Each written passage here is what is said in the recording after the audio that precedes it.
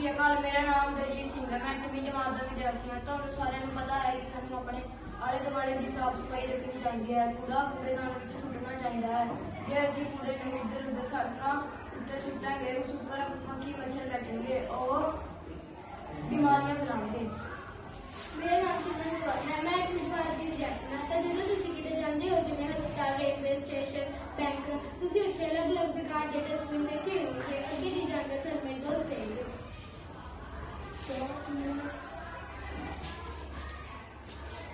ਇਹ ਹਰੇ ਰੰਗ ਦਾ ਡਸਟਬਿਨ ਹੈ ਜਿਸ ਵਿੱਚ ਗੀਲਾ ਕੂੜਾ ਪਾਇਆ ਜਾਂਦਾ ਹੈ ਜਿਵੇਂ ਫਲ ਸਬਜ਼ੀਆਂ ਦੇ ਛਿਲਕੇ, ਵੱਟੀ ਹੋਈ ਚਾਹ ਪੱਤੀ ਆਦਿ।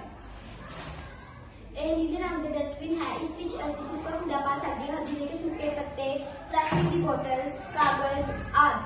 ਇਹ ਲਾਲ ਰੰਗ ਦਾ ਡਸਟਬਿਨ ਹੈ ਜਿਸ ਦਾ ਉਪਯੋਗ ਹਸਪਤਾਲਾਂ ਵਿੱਚ ਕੀਤਾ ਜਾਂਦਾ ਹੈ। ਇਸ ਵਿੱਚ ਵਰਤੀ ਹੋਈ ਦਵਾਈਆਂ ਅਤੇ ਐਕਸਪਾਇਰਡ ਦਵਾਈਆਂ ਪਾਈ ਜਾਂਦੀਆਂ ਹਨ।